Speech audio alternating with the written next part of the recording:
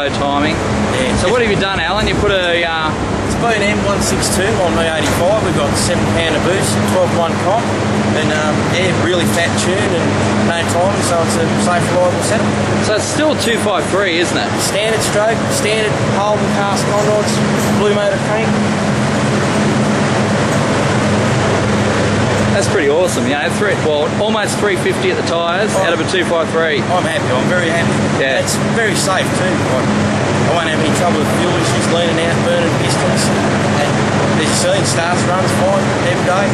Pulls a good skid too. Oh, great skid, fantastic. Yeah. So is this what you're using, the fuel control? Oh yeah, mate. Yeah. I get the fuel control off Brett down there. Yeah. E85. That's the Supercharged stuff?